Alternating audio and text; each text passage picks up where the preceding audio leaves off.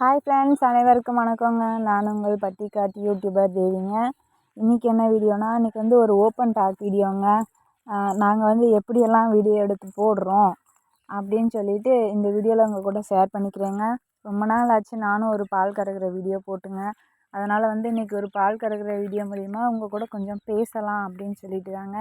வாங்க வீடியோக்குள்ளே போயிடலாமுங்க. இந்த மாடு தாங்க வந்து 23,000க்கு வாங்கினேன்னு சொல்லி போட்டிருப்பேன் இல்லைங்களா, அந்த மாடு தாங்க இந்த மாடு.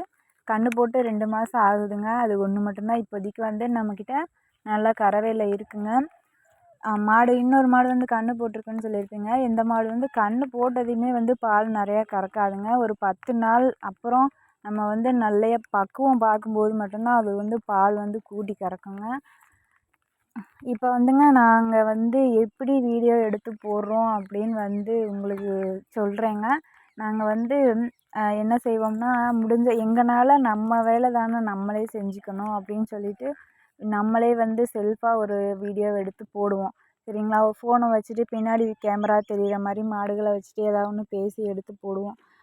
இப்போ எப்படி வீடியோ எடுத்திருக்கேன் அப்படின்னா, பால் கறந்துட்டு இருந்தேன். பக்கத்தில் வந்து ஒரு சின்ன கல் இருந்துச்சு. அந்த கல்லில் கொண்டு போய் செல்லை வச்சுட்டு பேக் கேமரா வச்சுட்டு அந்த கேமரா முன்னாடி அந்த வீடியோவில் வந்து எவ்வளோ கவர் ஆகுது அப்படின்னு சொல்லி எங்களுக்கு தெரியாது.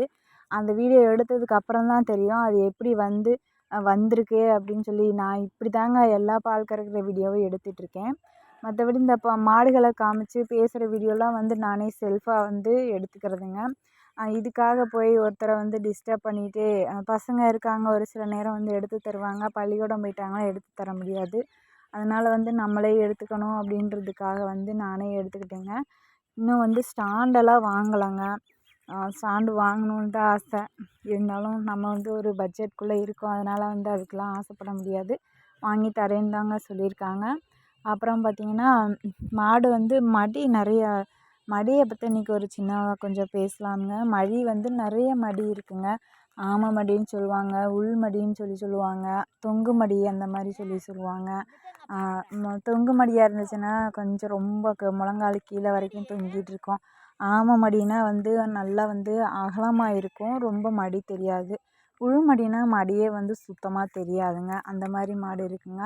அப்புறம் வந்துங்க, மாடுகள் வந்து காம்பு கொஞ்சம் நீளமாக இருந்துச்சு அப்படின்னா பால் கறவைக்கு நல்லாயிருக்கும். குட்டி குட்டி காம்பாக இருந்துச்சு அப்படின்னா இழுக்கிறதுக்கு வந்து கை வலிக்குங்க. அது எனக்கு வந்து நான் இப்படி தான் தெரிஞ்சுக்கிட்டேன். ஒவ்வொரு காம்பு வந்து கல்லாட்டம் இருக்கும். கல்லாட்டம் இருந்துச்சுன்னா இழுக்கும்போது வந்து கை வலிக்கும். அப்புறம் ஒவ்வொரு காம்பு வந்து பூங்காம்பாட்டம் இருக்கும். இழுத்தோம்னா நல்லா வந்து சல்லு சல்லுன்னு லேசாக இருக்கும். அந்த மாதிரி வந்து சீக்கிரம் இழுத்து பால் கறந்துடலாம். அந்த மாதிரி இருக்குங்க. எனக்கு இந்த விஷயங்கள் எல்லாம் வந்து நான் பிறக்கும் போதே வந்து மாடு கூடயோ இந்த ஆடுகளோடையோ இந்த மண் கூடயோ இதெல்லாம் வந்து நமக்கு தெரியாதுங்க. எல்லாமே இங்கே வந்து நான் வந்து கற்றுக்கிட்டது தாங்க. எதனால எப்படி வந்தேன்னு எனக்கு தெரியலைங்க. ஆனால் கடைசி வரைக்கும் வந்து இந்த ஆடு மாடுகள், இந்த காடு, இந்த மண் இதை விட்டு நமக்கு வந்து வேறு ஒன்றும் இல்லை. கடைசி வரைக்கும் இப்படியே காலம் தள்ளிடலாம் அப்படின்னு சொல்லிட்டு நினச்சிட்டோமுங்க. நம்ம வந்து பெருசாக ஒன்றும் நான் படிக்கலைங்க. நான் வந்து படித்ததே வந்து 12வது தாங்க படித்தேன். அதுலேயும் வந்து நிறையா குடும்ப சூழ்நிலை அந்த காலத்துலலாம் பார்த்திங்கன்னா ரொம்ப கஷ்டங்க. அந்த கஷ்டத்தை தாண்டி வந்து நம்மளை வந்து ஒரு படிக்க வச்சு கொண்டு வந்ததே பெருசு தாங்க. இருந்தாலும் வந்து நாங்களும் எங்களோட சூழ்நிலை நாங்கள் வந்து படிக்க முடியல. சரி இருந்துட்டு போட்டும் விடுங்க, நம்ம பிள்ளைகளுக்காவது நல்லா படிக்க வைக்கணும், நம்ம பிள்ளைகளோட லைஃப் வந்து நல்லா இருக்கணும், அவங்கள வந்து நல்ல வழியாக கொண்டு போகணும். நம்ம படித்த படிப்புக்கு வேலை கிடைக்கல, இருந்தாலும் பரவாயில்ல, ஏதாவது ஒரு வேலை செஞ்சு நல்ல முறையாக வந்து நம்ம பிள்ளைகளை வந்து வளர்த்துறணும் அப்படின்ற ஒரு வைராக்கியத்துக்காக மட்டும்தாங்க எங்களோட இந்த வேலைகள் எல்லாமே. இது கூடவே பார்த்திங்கன்னா, நம்ம யூடியூப்பில் நமக்கு வந்து ஆசை இருக்கும்லங்க, இவங்கெல்லாம் எவ்வளோ நல்லா வீடியோ பண்ணுறாங்க, நம்மளும் பண்ணுவோம் அப்படின்னு சொல்லிட்டு ஆரம்பத்தில் விவசாய வீடியோனால் நிறையா பேர் பார்ப்பாங்க, நமக்கு சப்போர்ட் பண்ணுவாங்க அப்படின்ற ஒரு ஆசையில் யூடியூப்பில் வந்ததுங்க. ஆனால் வந்ததுன்னு பார்த்திங்கன்னா அவ்வளோக்கா ரெஸ்பான்ஸ் இல்லை. இந்த மாதிரி சின்ன சின்ன விவசாயிகளுக்கு ஒரு சின்ன சின்ன விவசாய யூடியூபர் சப்போர்ட் பண்ணுறாங்க. அந்த விவசாயம் தெரிஞ்ச ஒரு சிலர் வந்து சப்போர்ட் பண்ணுறாங்க.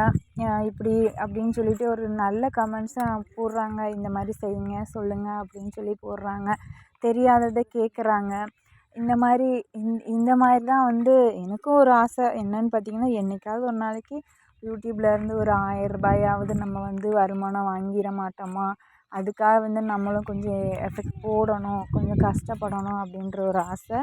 அதிலே வந்து இப்படியே நம்ம எடுத்துகிட்டு போகலாம் அப்படின்ற ஒரு நம்பிக்கையில் இன்றைக்கி வீடியோவை முடிச்சுக்கிறேங்க. நன்றி, வணக்கம்.